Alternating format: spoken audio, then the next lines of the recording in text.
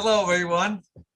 I'm Crystal B with Same Cast Different Day, and this is another great episode with the Same Cast Different Day podcast with the man, the legend, the person I know very well as Mr.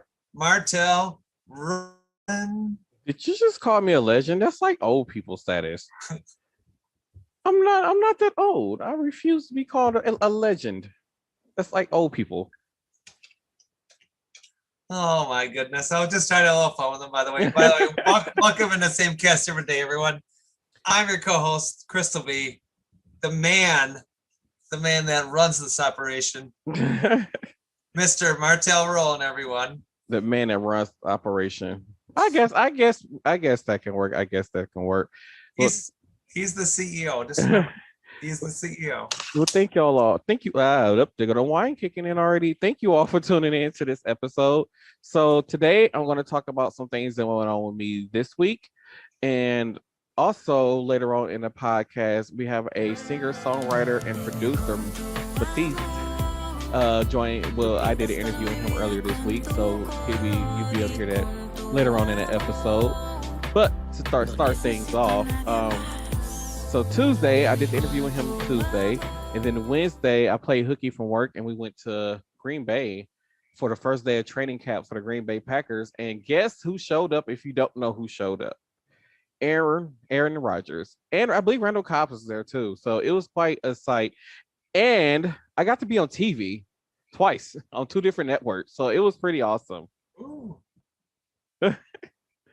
So I think we was on Fox 11 in Green Bay. Yep, that's correct. And then we was on TMJ4 in the Milwaukee area. My cousin Dewan, he was heckling the players, so like they was grabbed like the bikes and was right to like across to like the practice field, and he was like literally heckling everybody who had walked past. It was hilarious. There were these two rookies, I forgot their names, but they didn't want to ride the bikes, I guess. So he was making fun, like, no, go get the bike. Y'all think y'all too good to ride the bike? Go get a bike. Show these kids some love. Go get a bike. He literally heckled them until they went and got a bike and rode a bike to practice. So it was a very eventful and yet fun week so far. Because I have my cousin from Phoenix and I have my cousin who stays out in Seattle, Washington, who are both here this week. So it's been quite a week so far. I believe I need to post the pictures. There's some pictures already on my Instagram of Aaron Rodgers during practice. I think I put some videos on there on TikTok also. So make sure y'all check out those videos. One thing I do want to put out though, would you guys please stop with the I can't believe you was out there and all them crowds of people and nobody was wearing a mask. I was like, first of all, people, okay, I'm gonna need y'all to get this straight. Out of the whole entire state, there's only 900 people that's hospitalized with COVID, and majority of those people that are hospitalized are people who are not vaccinated. So please shut the hell up when it comes to talking about me being out in public with a no mask on outside. Just shut the hell up, okay? Yeah, yes, that is very true. You should just be on it. Just, you know what? Take care. Just if you choose to, get vaccinated, and we always here at Same Gas Every Day recommend that you do get vaccinated for your safety, not just of yourself, but everybody around you. For the people who can't get the vaccine, that's why it's so important to get the vaccine. And that's true. And so, you know what? When you're out and about, you take precautions and you try to keep distance from other people that you might not interact with all the time. And that's a normal protocol by all means. Before we had COVID, there's people that didn't know other people and it was the same routine. People just didn't hang out with other people. So this routine's never changed, just that now it's more, more standard procedure now. I mean, by all means, but I think that pretty soon, if we wear the mask for too long, a common cold is going to kill us. Because we're not allowing our bodies to be exposed to certain bacteria and germs that where our bodies learn how to fight these things off. So, I mean, eventually we need to be able to just have to go out in public with no mask on. To be honest, I understand. Like in Japan, China, they do that where they actually, when you're sick, you wear a mask, but you're already sick. You already have the flu, you have the cold, and this is a way to prevent it to spread. Exactly. I understand. That's to me, I don't know why that hasn't been protocol for years, a long time ago, since we were kids. Why wasn't something like this out and about and out for, really general public saying, hey, by the way, make sure your kids are sick. They gotta wear a mask for a week or 2 weeks or whatever it is, Exactly. By all means, I mean, if I get sick or I else get sick, I'm gonna tell them wear that damn mask. Put that mask on. Just wear it. Exactly. Why is that so freaking hard? Just wear the freaking mask.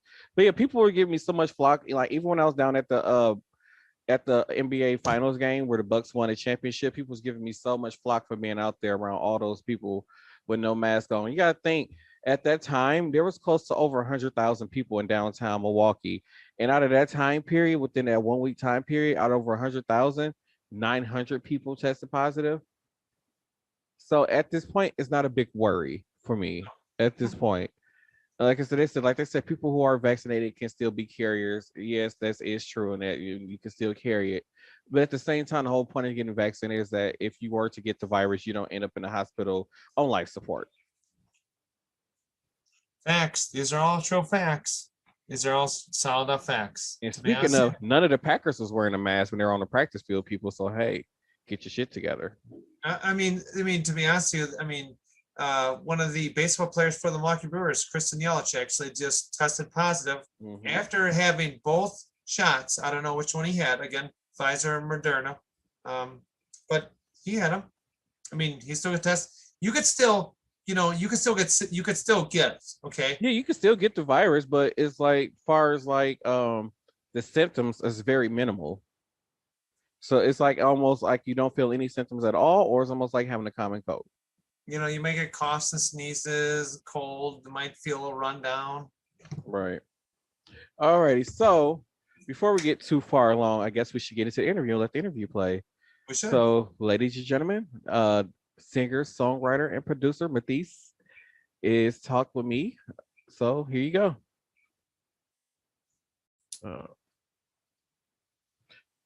Welcome everybody, and thank you for joining me on this episode of Same Cast, Different Day podcast. I have with me here recording producer, songwriter Matias here with me. Thank you for joining me on this episode. Hey, what's up, man? How are you? I am wonderful. So, one of the first things I want to talk to you about. So, according to my research, you put out your first single in 2017, which I didn't even know about that. Tell me how the journey has been so far. Yeah, so it's actually interesting. I actually put my first single out even before that. But that Really? was so I switched my name back in 2017. So before that, I went under my original name, Sebastian Rivera, and I was doing all kinds of stuff. I mean, I started music when I was like 17 years old. So I actually, well, even younger than that, but I started making my own music when I was 17 at least. And I was kind of doing the singer-songwriter thing. I did pop, funk, R&B. I mean, I've pretty much been like all over the spectrum. But in 2017, that was the first time that I went under Matias. And the whole reasoning behind that was basically I was kind of moving more into kind of the mix with Spanish and English music. So, in 2017 is when I first went back down to Colombia and started working on music down there.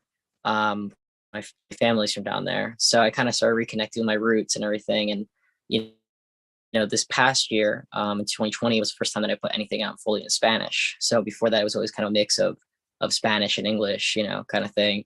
But yeah, it's been interesting. I mean, this has definitely been probably the most successful year for me so far, and the most consistent year for me, as far as putting out music with consistency. I'm working on getting some new stuff out now.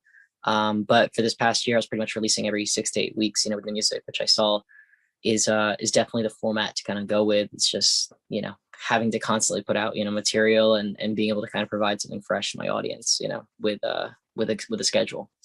Yeah, and I've been enjoying the music that you've been putting out over the last few months. Thank you. It's kind of helping me learn a little bit of Spanish, so hopefully it'll keep me going with the Spanish. There you go. So one of the singles I had listed that was one of your early singles was Wild Side. And then I was like blown away by that because I didn't even know about those singles. And so I went back a few weeks ago, like, wait, hold on, there's like more. So I got excited. I was like, so where did that whole, when you started doing like that part of that genre of music, like what made you go into that? So, I mean, I think a lot of it was just kind of, again, like I said, kind of reconnecting my roots. I ended up working with few producers out of Colombia. The one in particular that I worked on that project with was this guy named Pingui and another guy named Juan de Morales. And basically, you know, they kind of said to me, they're like, oh, dude, why don't you try to kind of bring, you know, marry the two backgrounds that you have together? I mean, they said, you know, you are Colombian, you know, and you are kind of reconnecting with your whole roots here and your family and everything else in the culture. So why don't you try to bring part of that, but also bring, you know, what you have from your pop background and kind of marry the two together. So that's kind of how that whole thing got started. You know, it was from more or less just kind of trying to find a fusion. And I mean, you know, you've seen me on my IG lives, stuff like that. Like I like to find fusions in music. I kind of get bored of just, you know, everyone copying what everyone else is doing. I mean, to me, that's just, I don't know, it's not interesting. It's not, you know, groundbreaking. And I think when you look at, you know, musics that have really kind of set a trend as a whole, there's just always someone who's the first to kind of take something and just take it slightly out of the box, you know, and kind of just slightly tweak it to make it their own by maybe blending two genres together or kind of giving their own taste and vibe and style to something. But, you know, it's in this industry, I feel like a lot of times, you know, people sometimes are afraid to step out of the box. And I feel like that's once you learn to step out of the box, that's really where the creativity starts to set in, and you can really kind of, you know, develop your own trend and your own vibe. Yeah, that is one thing I really enjoy and I gravitated towards with your music is their ability to step out the box and then the sound of it. Because it's not, when I listen to a lot of today's music, it's like I get bored with it really fast. And that's one of the things I really love about your music. Thank you. Yeah, and that's kind of been my goal, is to just kind of always, like, I don't know, like I come from, I mean, outside of like the whole pop world, like when I started in music, I started in like classical and opera when I was like, you know, 7 years old. So I mean, I was kind of coming from a really totally different like perspective and space of music, you know. I like the musicality of music. So I mean, to me, I try to involve elements of that without overcomplicating it, you know what I mean? But Right. I try to keep, you know, some of those elements into my music. And you see sometimes when I'm building music out, I like to build harmonies and I like to build stuff that kind of just, it keeps the ear going, you know what I mean? It's something that just kind of, you know, tags you as you move through the music to show a progression. That is true. I really enjoy that. So when did you realize you had the music itch? Like when did you was like, this is what I want to do? Oh, since I was a kid. I mean, like I started music when I was, like I said, probably like 7. I mean, and before that, I used to, I don't know if you remember like the, can't remember what that was. I don't know if it was Looney Tunes. There's one of those like, you know, like cartoon TV shows. There's that little frog that used to hop out of the box and was singing like opera, or, you know. Oh, I think that's like the WB frog or something like that. Yeah, WB frog. Yeah, that's what it was. Yeah. I used to run around the house, like, you know, imitating him and stuff when I was a kid. So, I mean, I don't know. It just kind of, I just had the bug, and it just, I pursued it ever since that. I mean, you know, throughout pretty much my whole life growing up as a kid, I mean, I was involved with something with either the theater or with, you know, like I said, like classical music or opera. And then it was around like probably 15, 16 that I started to play guitar. And, you know, I kind of wanted to switch from this. I wanted to switch from this position of singing other people's music, because I was always singing other people's music, things that other people wrote, you know, shows and whatnot, to being able to kind of compose and create my own music. So once I had the ability to start playing guitar, that's where that kind of all set into place. And I started, you know, writing songs and playing everywhere. I mean, you know, when I was like 18 or 19, when I just got out of high school, you know, I used to go to New York and I would play in the subway for hours and hours and hours. Yeah, I played on the subway. I played on the streets of New York. I played, you know, Ocean City, Maryland. I would go down and play on the boardwalk. So, I mean, my guitar for the longest time was like, that was like my girlfriend, you know.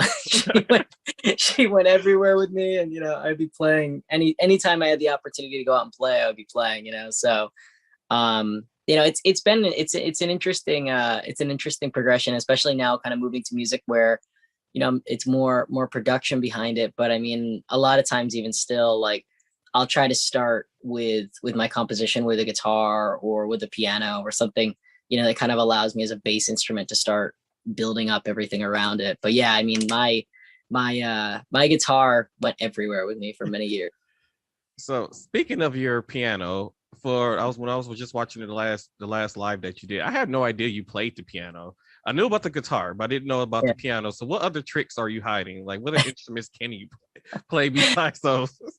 Well, those are the two main ones for me. So I mean, like, and I'm not the best piano player. I can diddle around, you know, and I can get the general idea. But those are the two main ones for me. I you know, when I was growing up, I tried to play a little sax, and not really my thing. And you know, drums, forget it. I'm horrible. I can't. I don't know why, but I can't play them at all. And I mean, sometimes I can program them, but it's like I don't know, something just doesn't compute, you know. And it's interesting because you know, even some of the guys that I work with, a lot of times will, you know, when we work on productions together and stuff, like I'll end up coming up with really cool top line melodies or coming up with cool chords or progressions or stuff like that. And you know, that's where I excel. But then when I ask like them, they can come up with really dope, like, you know, bass and drums. So I think sometimes people just they have a gravity towards one or the other, you know, and those who can really excel can do both, you know what I mean? But I've noticed a lot of times it's like, you know, you'll always find one person that can kind of complement the other when it comes to, you know, producing music. So I mean, that's why I've been a big fan of collaboration as well. Speaking of your collaborations, I love seeing you collaborate with like other writers during your Instagram lives. And Yeah. then you actually take advice, actually use some of the advice too from like the people who's like writing in the comments. And I really enjoyed that. What made you start wanting to do that, especially on Instagram Live?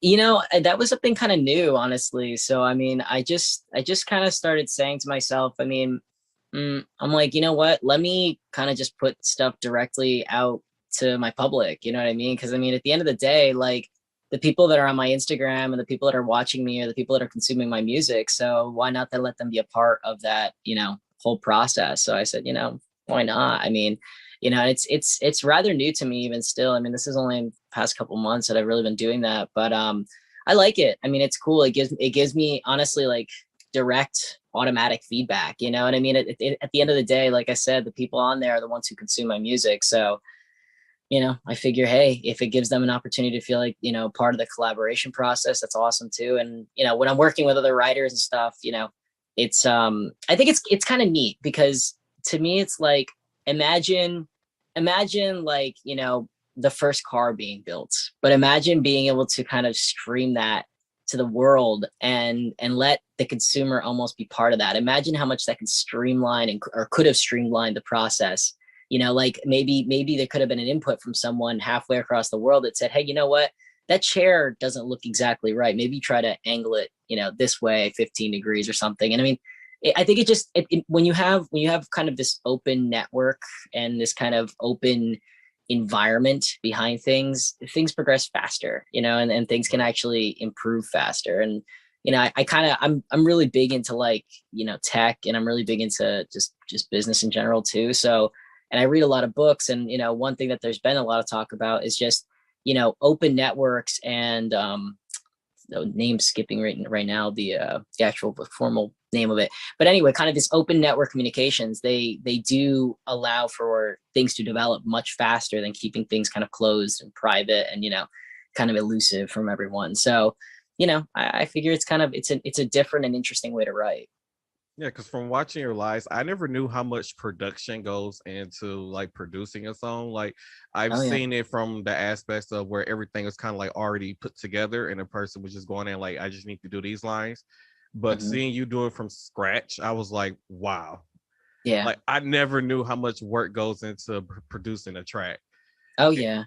And then to see you like you like, oh no, that doesn't sound right. And then you go back and like we see you do like 10 or 15 takes one time during one of your live sessions. So I was just blown away by how much production goes into, you know, producing a track and you letting your audience see that. I think that's like a big plus, because not a lot of artists let their, you know, their audience see, or their listeners, people who's buying their music or streaming the music, listen and see that part of the work that goes into producing the music for them.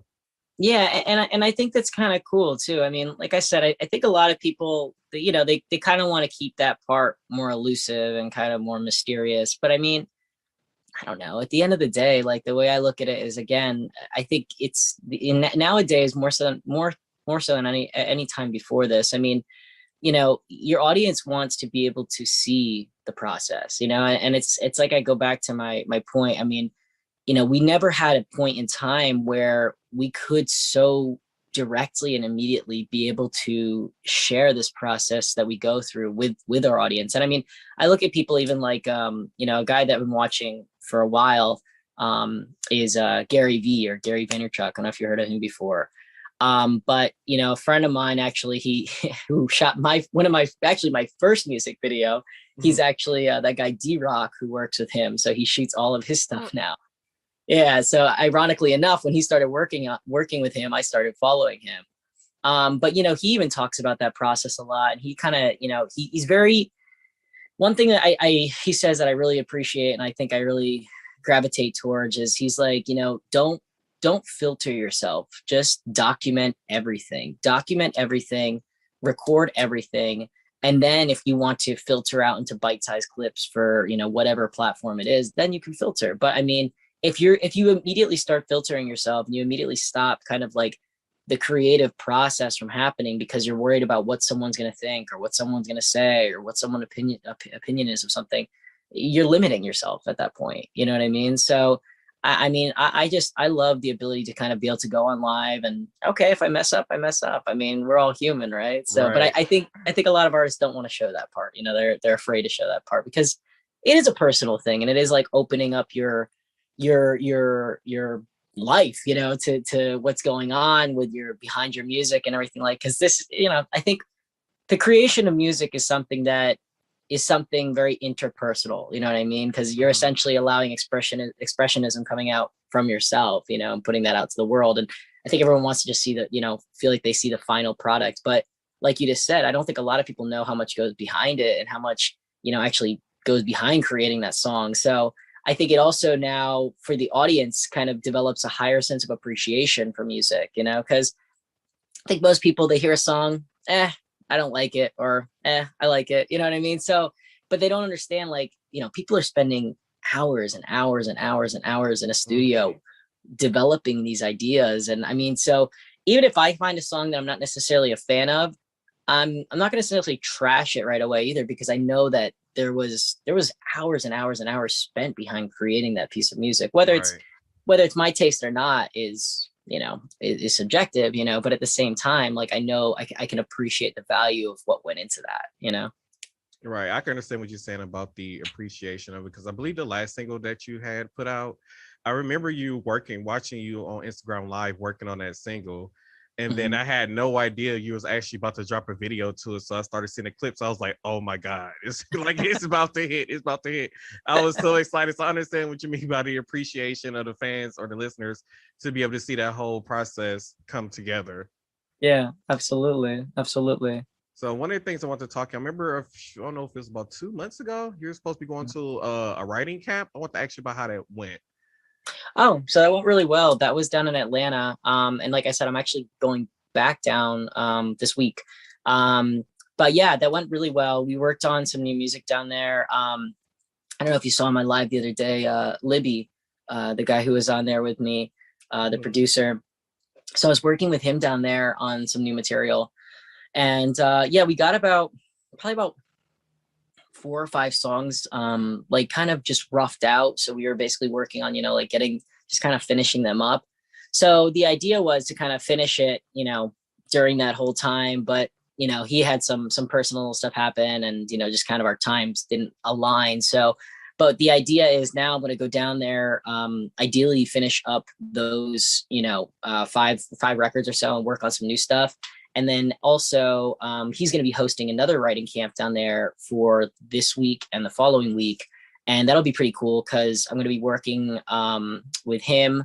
I think this other guy named Pac Miller, I want to say his name is. He's another producer. He worked with like Ray Shrooman. He worked with Little Durk, a couple other big guys in the industry, but and a couple writers from Sony.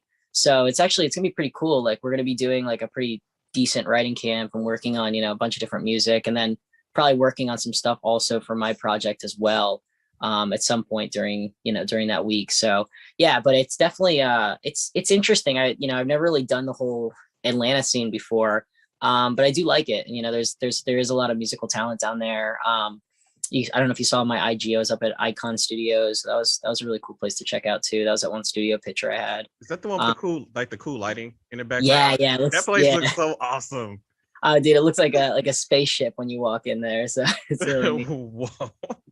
Oh man, that has to be. So speaking of the Atlanta music scene, was it like you expected when you got on the Atlanta music scene? I mean, it's different. I mean, like, so Atlanta as a whole is totally different for me. Like, I wasn't sure what to expect exactly. So I guess I didn't really have like definite expectations, but I mean, it was like really kind of interesting because there's just from like even a cultural aspect, there's a huge mix of culture there, and I didn't really know that. So it's like you have like a huge community of like people like Mexican people, Asian people, and then like obviously African American community. But I was really interested by that because I just saw this huge blend, and like it's kind of cool because it has its own vibe from that. You know what I mean? Like same way you go to New York and you kind of get this like this whole vibe from all the cultures blending together. So I don't know. I'm always interested in that, and I think the music that comes out of there is definitely always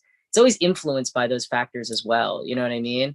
So I mean, it was kind of cool. Like, but the whole scene as a whole, I loved it. I thought it was cool. I mean, I definitely, like I said, I'm going back down, so I enjoyed myself. So what was your biggest takeaway from the Atlanta music scene?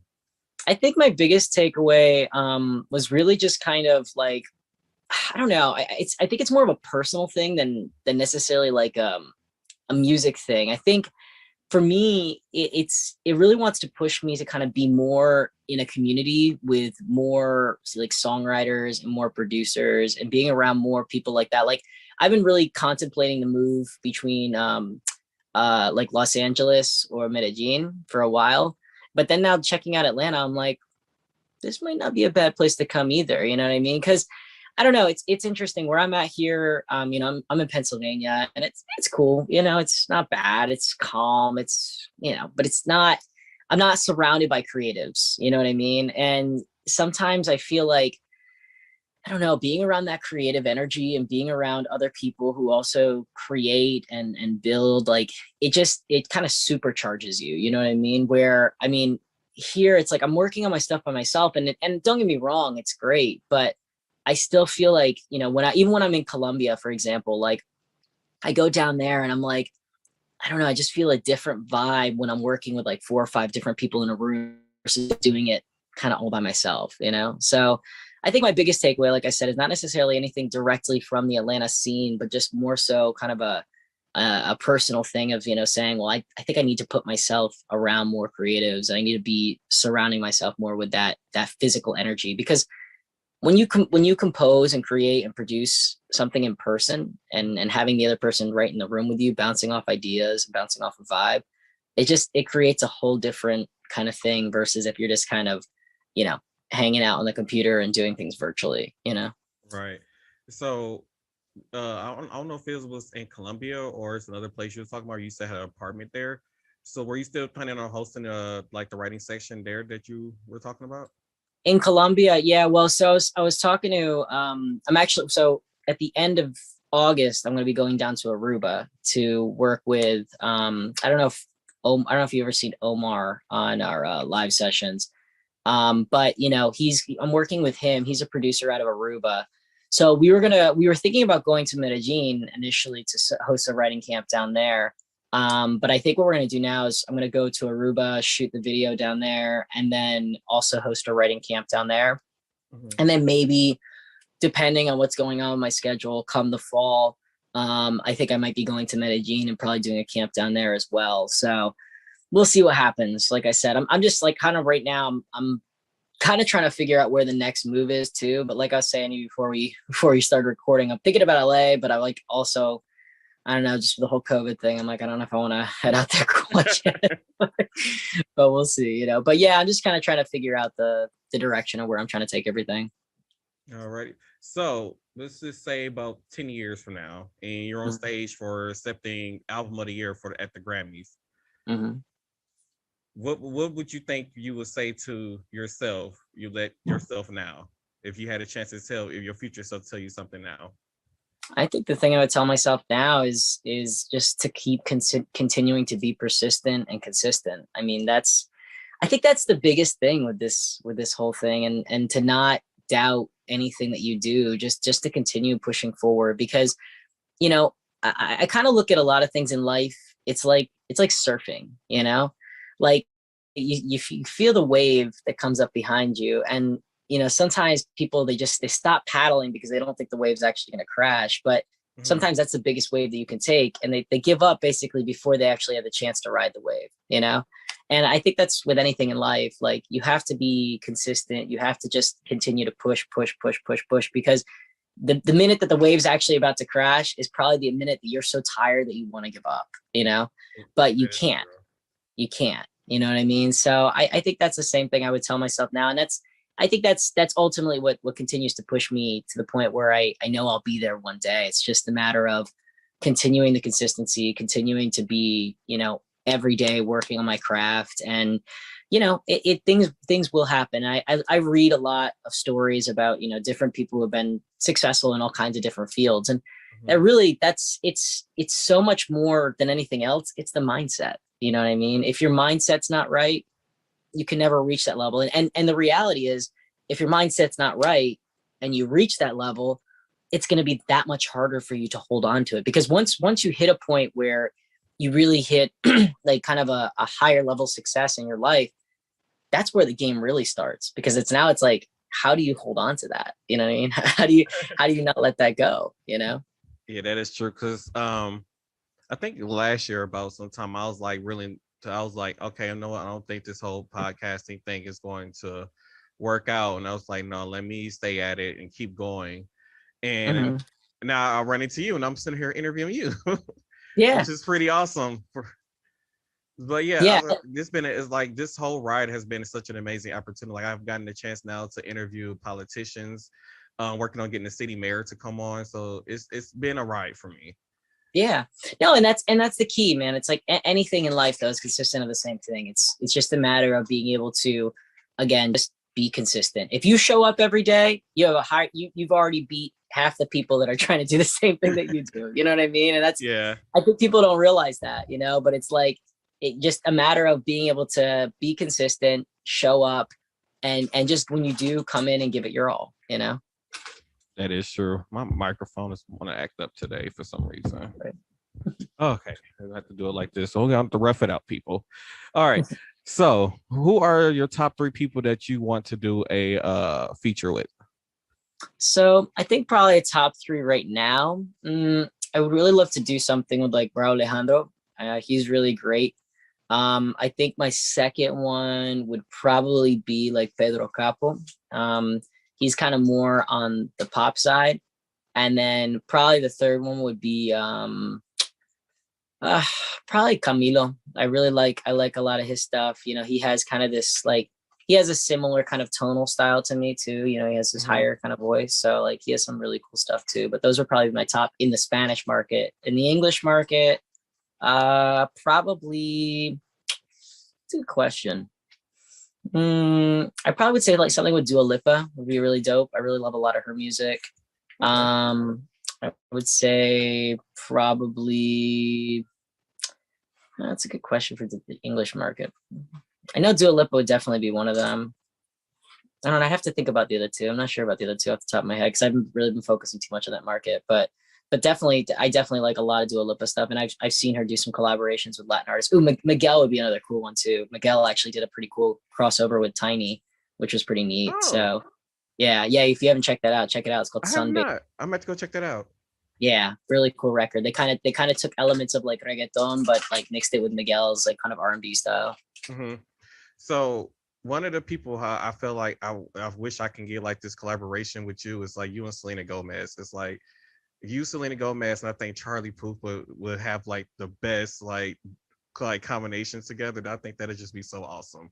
That would be. And I actually, I really like Selena Gomez, and I really, really like Charlie Puth stuff. Like he's very interesting. So he's from New Jersey, and I followed him for a while, and it's kind of interesting his whole background and stuff. So I mean, he really started as kind of producing his own stuff and building out his own ideas, and then just kind of like building from there. And what I like about him is Charlie Puth actually takes a lot of influences from like old school Motown type stuff. Yeah. So yeah, so like his whole vibe to me is very interesting, and his whole creation process is very interesting because I think he's very eclectic in his kind of his musical background, and I think that's what really kind of sets him apart as an artist. Like it's not just like he's getting a record handed to him and saying, okay, sing this. Like no, he's literally going from scratch and working on these records, and kind of really has this whole like very eclectic like background and history of music, which is interesting.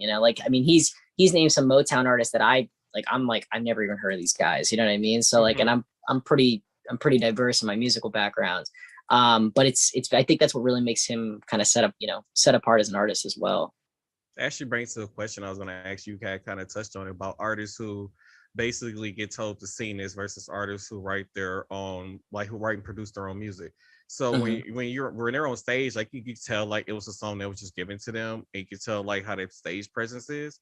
So how do you feel about like doing covers and then doing your own music when it comes to like the performance side of it? So I mean, it's interesting. Covers to me are okay. Like I don't hate them, but they're not my favorite thing to do. You know what I mean? Right. I did a cover band thing for a while, and that was cool, and I enjoyed it, and I had fun. But it wasn't. We were doing covers, and we were also doing my originals, but it wasn't really fulfilling me the way I wanted it to. You know what I mean? But I think like as far as I always prefer to write my own stuff, or and I'll be honest, I do a lot of collaborations with different writers too. Because I do think that there's, again, kind of going back to what I was saying earlier, like collaboration is something that's very interesting to me, and it's something that's kind of really cool because again, it opens up the perspective as to what you can talk about, and it opens up the whole just, I don't know, the general well-being of the song, because again, there's only so many experiences that I personally lived through, in my life. Right. Now you take that same experience and I multiply it by 3 or 4 different people, now you have a whole different set of things that you can work with, from the words, from the actually the writing events. Like there's so much more that you can talk about. So, I don't know. I like I said, going to covers, they're okay. I don't mind them. It's not my favorite, but I'll do them. And, but when it comes to like writing, going with original stuff or working with writers and something, I always like to have at least some involvement in the writing process, even if it means that I just go in and flip a couple things up to tailor it to more to my story and my vision. I prefer that than just taking a song that's just totally pre-written and just given to me and told, here, sing this, Right. Because Mariah Carey is like one of those artists. I don't know if you ever noticed this, but on every last one of her albums, she always did at least one cover of a song. Mm-hmm. So that's why I was asking one. That's why I was wondering, like, how did you feel about the whole cover situation? Yeah, and it's interesting because I've never actually released like a cover, and it is something I've been told to try that, and I wouldn't maybe mind trying, especially if I could take my own interpretation of the cover, Mm-hmm. And honestly, if you look throughout history, I mean, some of the biggest and greatest artists throughout history, they started on a cover. I mean, if you look at like even the Rolling Stones, they were literally just playing loud blues music. That's what they were doing. They were taking blues and just literally making covers of it and just getting their like I said, their flavor and their touch to it, really. Mm-hmm. A lot of artists throughout history have done that. They started with something that was a cover and just again reinvented it, because well, at the end of the day too, all music is recycled. Music, pop culture, everything that you see, it is a recycle of something that's happened in the past, maybe just distant enough that people have forgot about it already, you Mhm. know, or distant enough that the new generation has forgot about it. Because I'm even seeing it now. I mean, look at all the music that's coming out now that has all this like 70s and 80s type vibe, you know, like for our parents, you know, that's something that's familiar. But I mean, for a lot of, you know, kids who are, you know, anywhere from 15 to, you know, the primary market in for most artists is like, let's say 15 to 25.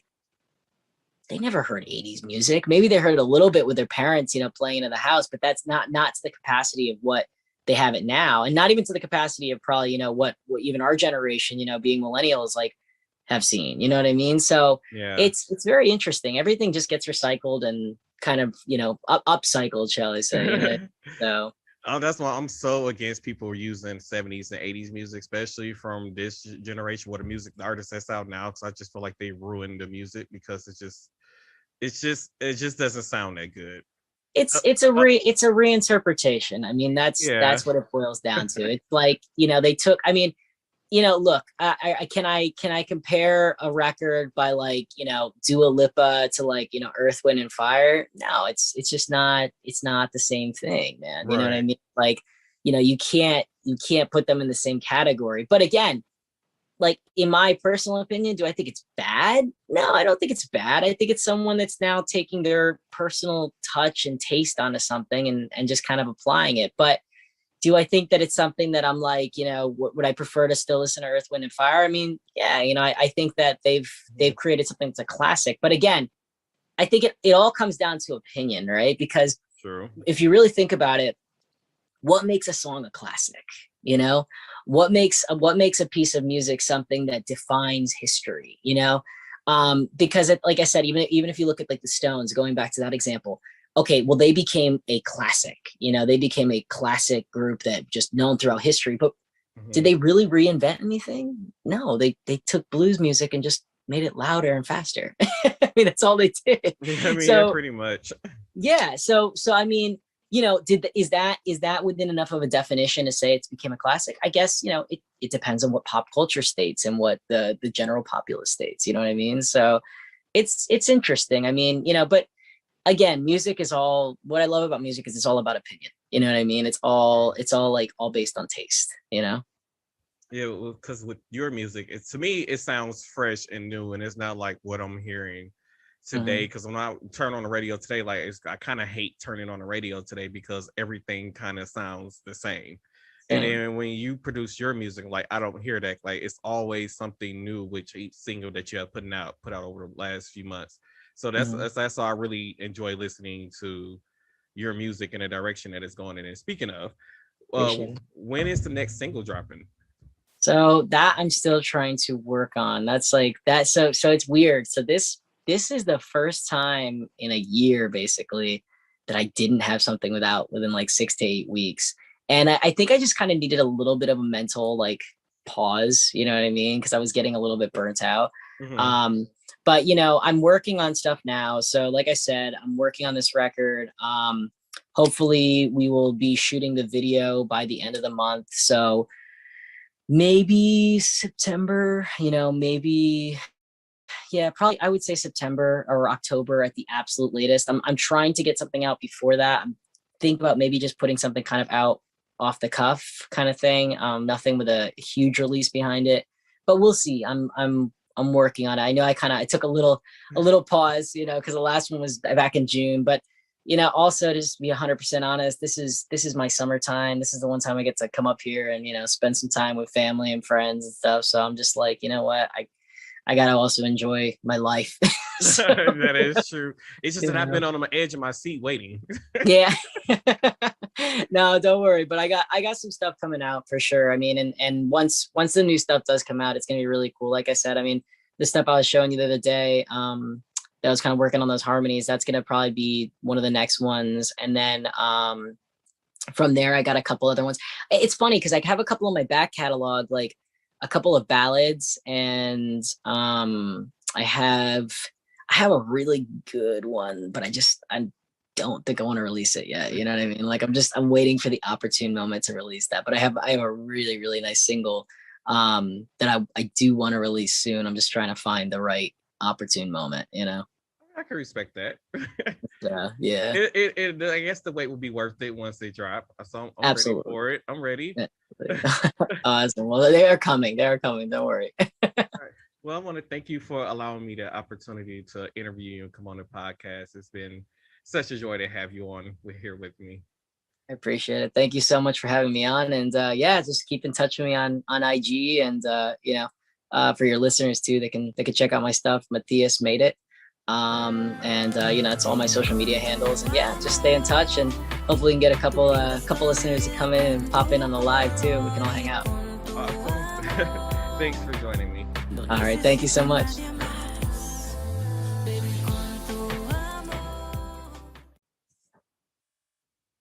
Alrighty, so hopefully all of you enjoyed the interview with Matias. It was so great to have him on. Don't forget to check out his social medias. Don't forget that he does go live on Instagram quite often. So when he's like doing like recording sessions and stuff, he does allow his fans to be able to watch his recording process and actually let them give feedback and put input in on some of his music that he does. So make sure you guys go check him out. Matias made it. That's his Instagram. So make sure y'all go check him out. And his music is available on all streaming services. So before we had got into the interview, like I was saying, we were talking about COVID, but Claire, what's been going on with you this week? So other than me into my third week of doing my voice lessons, I still do sound a little bit masculine, but I'm actually working on those lessons. So something we will keep everyone updated, and I got to work on myself.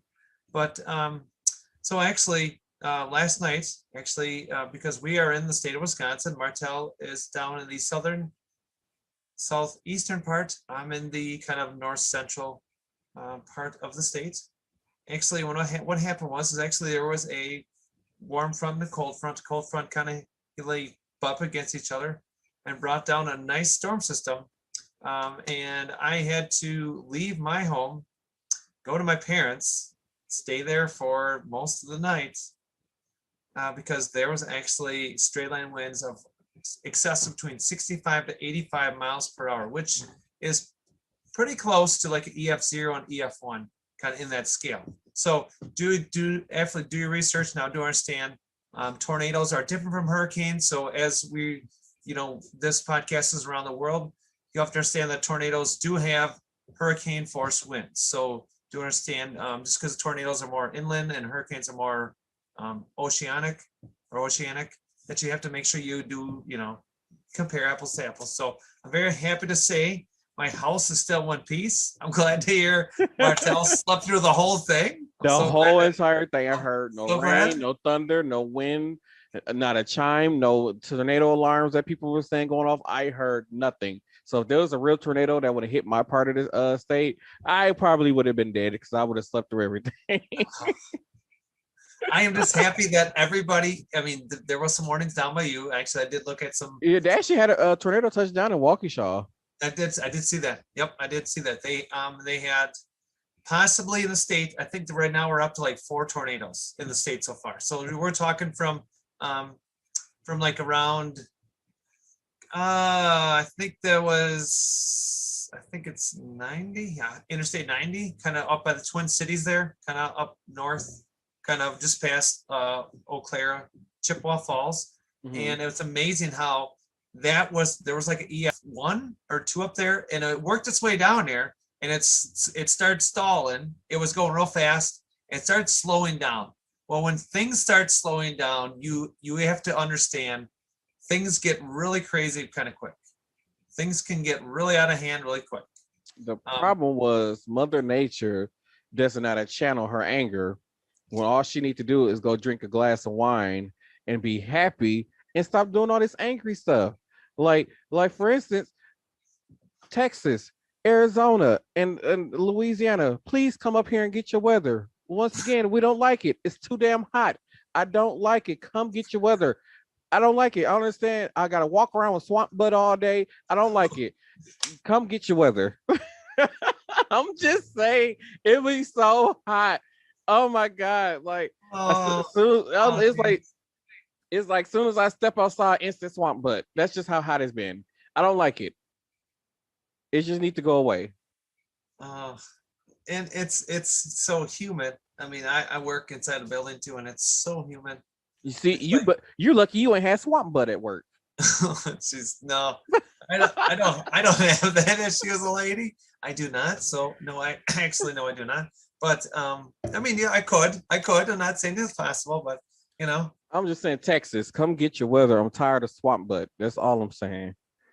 It's a lot. Just come get it. We didn't ask for this. Just like y'all didn't ask for snow, we didn't ask for this. Come get this stuff. you know what, everyone, I love how he actually says it. It's like, get it out of here. We want our 70s and 50s. Thank you very much. Yes, like to me, the perfect day is 76 degrees, a blue sky with no clouds. That is like the perfect day for me. I don't need it no hotter than that. You know, some nice white puffy clouds would look pretty, you know, by all means. But you know what? It is pretty interesting. Now, you know, when you talk about temperature change, and this is one thing actually we talk about like storms and what happened last night. It's funny that you know, if you were to take the same temperature that it is right now, it's probably in our 80s right now, pushing almost 90 like normal for July, which normally it doesn't get warm. Now we are at the tail end of July, which is normally where kind of a mid-July will start warming up. In August and September, usually where it stays pretty steady till we start slowly. It gets hot here though, but it don't get hot where it stays in like the 90s like this for like this amount of consecutive days. No, because I think we went like 4 or 5 days where it's like 90 degrees straight, just swamp butt everywhere. Everybody walking around with swamp butt. I think that's why girls be wearing sundresses in the summertime, because they be having swamp butt and don't want nobody to see that swamp butt. That's what it be. Everybody walk around with swamp butt with this weather. God damn it, take it away. September will come. But so there's other parts of state where you can go into different parts, like towards like one of the Great Lakes, like Lake Michigan. And it's funny that the temperature changes. Oh nope, I stay close to the lake. It's still hotter than a jalapeno ass. It's still hot. Nope. I live close to the lake. It's still hotter than hot. No. So once you head more north, okay, way north of Milwaukee and Sheboygan, and up towards the wine country up that way. Drink to that. Wine country, as Mr. Martell, we gonna maybe try to see if we can squeeze it in this year. We'll see what we can do. I don't know. Wait, it's a winery here? There's actually a winery and distillery in my city, actually. Whoa, you didn't tell me this and I was there already? How dare you? There's a winery and distillery. How dare you not tell me this? I love my wine. Actually, take that back. There's actually a winery in town, and there's one like within like 20 minutes of my house. Another one. So 2 wineries. You're going to Shady Pines now. No. Yep, you're Shady Pines. No. How dare there be a wine distillery? Oh, that's right. Okay, what were we talking about again? Dispensaries are for those people that do this stuff. Okay, that stuff. Okay, that's the the 4420. Okay, those people. Not the area code. Okay. All right, not 920, 420. So. Oh yeah, right. How dare you not tell me about the wine dispensary? Dare you? He's talking about the wineries, the two of them. Yeah, I'm offended. I didn't know that. And then there is also a distillery. The distillery has regular alcohol, like hard alcohol, knock you down on your butt hard. Alcohol. I mean, there's no such thing as knock you down on your butt hard with my family, because I'm telling you, they groom you from a young age. Your liver is gone by the time you're 18. So they groom you from a young age. Oh my goodness! It runs. Oh my goodness! Oh my goodness! It runs in the family. So next time when Mr. Martell comes up by me and rolls up, we will go to the winery and we will sample. We will do our 10 samples. 10? Oh, I'm really mad at you now. What? You didn't tell me it was 10 samples. Could be 6. I don't know. I'm not sure what they're doing anymore. They used to be 10. They used to be 10. They might have changed it to 6, but how dare you? My feelings just hurt right now. You're fine. Take your feelings. Take your feelings and just. I am appalled right now.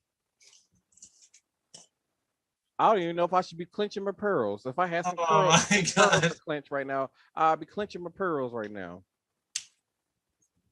I'm just so upset. Do y'all hear this? Everybody knows how much I love wine, and there's a winery. When I was in Fond du Lac, it didn't tell me. And we should have probably went. So next time you come up, that's the kind of stuff that made me want to burn down the whole city. Yeah.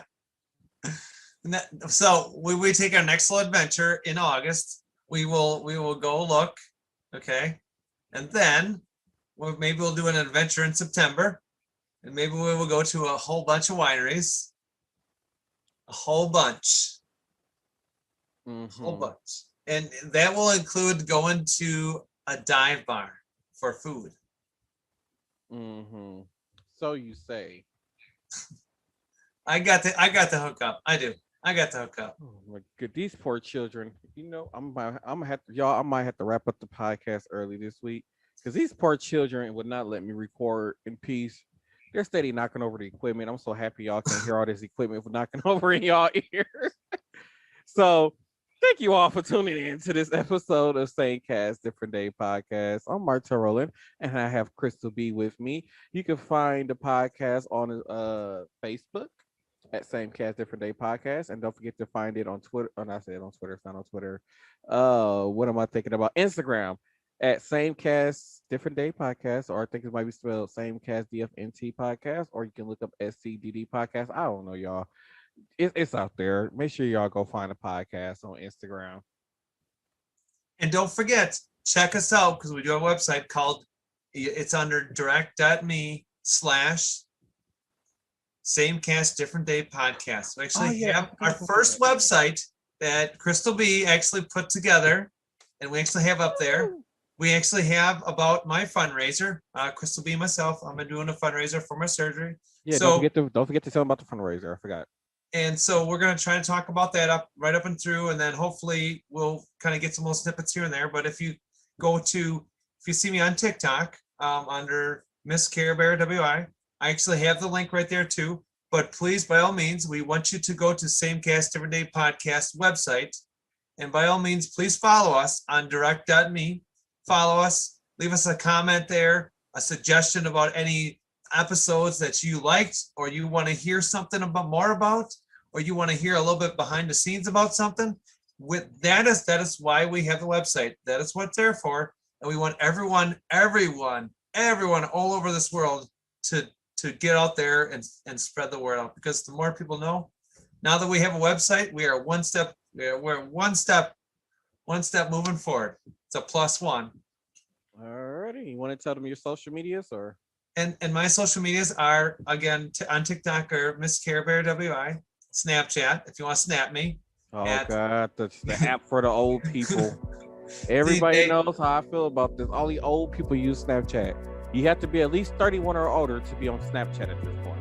Oh geez, so 34 is past 31. Yeah, that's nice. Thanks, buddy. Thanks, buddy. You're almost 30, dude. Just remember, you're almost 30. No, I'll be celebrating my first annual 29th anniversary. He'll be 30. He'll be turning 30. We have to deal with not being a 20-something no more. Gotta be an adult. Gotta do adult things. I'll be celebrating my first annual 29th anniversary. So you can also check me out on Snapchat at DJ CareBear131, and also check me out on Facebook at Crystal B.